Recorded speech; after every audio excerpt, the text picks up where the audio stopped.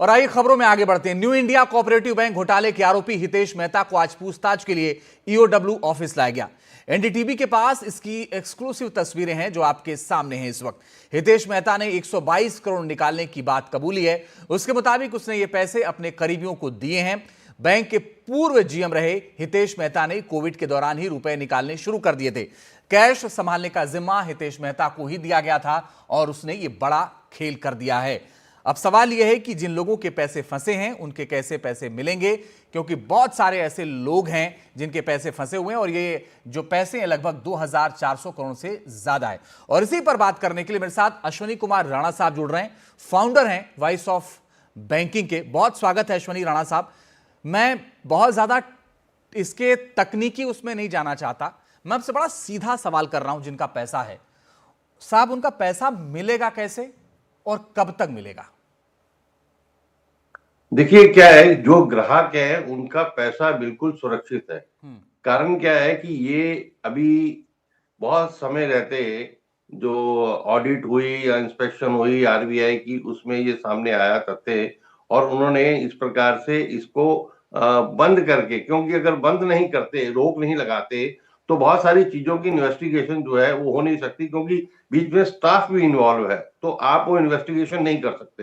हाँ, लेकिन ये लोगों का कहना है कि पहले क्यों नहीं बताया गया, पहले बता देते तो लोग पैनिक में आ जाते हैं, पैसा निकाल लेते, और वो जो बैंक ठीक है डूबा हुआ नहीं है वो डूब जाता, क्योंकि पैसा ही बाहर, अगर लोग 2400 करोड़ लेके चले जाएं डिपॉजिटर, तो फिर बैंक के क्या पास बचेगा। इसलिए बैंक का जो पैसा है वो सुरक्षित है। ये जो पैसा उसने निकाला है इसको रिकवरी होगी, ये बहुत सारा पैसा, इंश्योरेंस भी होती है, कैश है वो भी इंश्योर्ड होता है, तो इसलिए ग्राहकों के जो डिपॉजिट है उसके ऊपर इसका कोई असर नहीं पड़ने वाला। हाँ, उनको थोड़ी परेशानी हो रही है, बहुत जल्दी रिजर्व बैंक का इसकी इन्वेस्टिगेशन पूरी हो जाती है तो ये रोक भी हटा सकता है, और वो बहुत जल्दी एक आधे दिन में मिनिमम पैसे, मतलब 10,000 20,000 महीना जो है निकालने की अनुमति भी दे सकता है। लेकिन कुल मिला के अगर हम कहें तो ग्राहकों के ऊपर इसका कोई इफेक्ट नहीं आने वाला। नहीं अभी तो सर, लेकिन आ रहा है। बहुत सारे लोग बाहर खड़े हैं लाइन में लगा के, वो कह रहे हैं साहब हमारे यहाँ दूध का पैसा इससे जाता है, हम पैसा निकालते तो हमारे यहाँ जाता, बच्चों की फीस जाती है। कुछ लोग ऐसे भी थे जिन्होंने कहा बेटी की शादी है, सारा पैसा हमने इसमें रखा हुआ है और वो हम पैसा निकाल नहीं पा रहे हैं।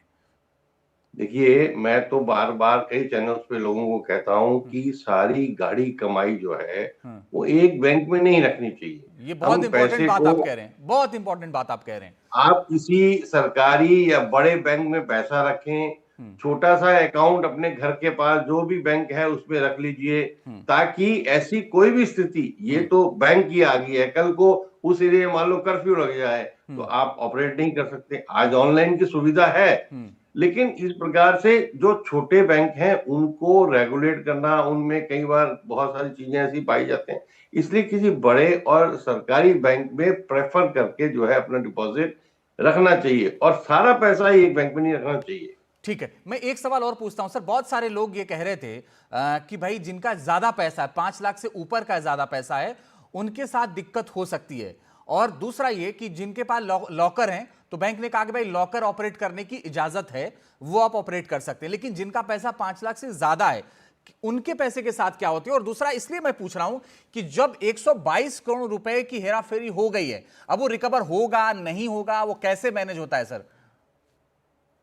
देखिए क्या है कि 5 लाख से ज्यादा वाला जो मुद्दा है वो तब आएगा जब बैंक डूब जाए। ओके। यहाँ बैंक डूबा नहीं है। हाँ। ये एक लोगों को समझ आनी चाहिए कि बैंक ना दिवालिया हुआ है ना डूबा है, बैंक के काम काज को रोका गया है कुछ जानकारियां इकट्ठी करने के लिए। ठीक तो है। इसलिए वो पोजीशन उस समय आती है लास्ट में। ज्यादातर बैंक जब मुश्किल में आते हैं, पीछे भी हमने देखा कि महाराष्ट्र पंजाब बैंक में मुश्किल आई तो सरकार ने उसने दूसरे बैंक में उनको मर्ज किया है। तो इसलिए बैंक डूबते नहीं है। वो 5 लाख से ऊपर वालों की दिक्कत तब आएगी कि जब बिल्कुल लास्ट स्टेज में और कोई रास्ता नहीं है और बैंक बिल्कुल डूब गया। और उसमें भी हम सरकार से बार बार कह रहे हैं कि एक तो इसकी इंश्योरेंस की लिमिट बढ़ाओ, नहीं तो आप एक डिपॉजिट इंश्योरेंस शुरू करो, ताकि छोटा सा प्रीमियम देके अपना ग्राहक अपना इंश्योर कर सके पैसा, डिपॉजिट जो है वो।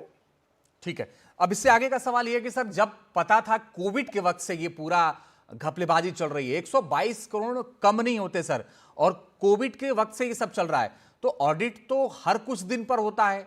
आज हम 2025 में सर आपसे चर्चा कर रहे हैं, ऑडिट में इन लोगों को पता नहीं चल पाया कि पैसा गड़बड़ हो रहा है।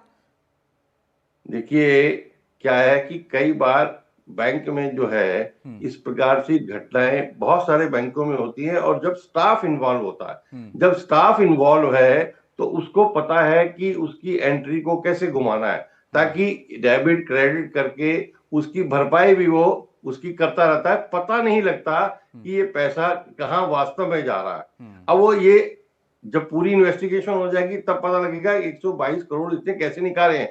कैश निकाल ले तो समझ आता है, या तो इसने किसी दूसरे के खाते से निकालकर अपने रिश्तेदारों के खाते में डाला, या कुछ जो इन्वेस्टमेंट थी बैंक की लगभग 1500 करोड़ की 1300 करोड़ की इन्वेस्टमेंट है, वो कुछ फर्जी इन्वेस्टमेंट की है और वो पैसा जो अपने रिश्तेदारों के यहाँ कर दिया है, उसके जो डॉक्यूमेंट्स हैं वो इन्वेस्टमेंट के वो फर्जी हैं। तो ये इन्वेस्टिगेशन के बाद पता लगेगा। लेकिन ये बहुत जी जी सर, कंप्लीट कर लीजिए। ये बहुत शातिर लोग होते हैं कि जो बीच में रहकर, इसीलिए कामकाज को रोका गया कि जो बीच के लोग हैं बहुत सारे इन्वॉल्व हैं, अभी तो इन्वेस्टिगेशन में और नाम आएंगे, तो इसलिए वो आप इन्वेस्टिगेट नहीं कर सकते अगर उनके बीच में रहते हो, क्योंकि वो टेम्पर करेंगे आपको। ठीक है, एक आखिरी सवाल है सर, मैं जल्दी से इसका जवाब चाहूंगा। 122 करोड़ रुपए जो बात कही जा रही है घपले की, उसमें अगर हितेश मेहता से या अन्य लोग जो शामिल हैं उनसे रिकवर नहीं होता है तो पैसा तो जनता का है, वो फिर पैसा मिलेगा कैसे, वो मैनेज कैसे होता है?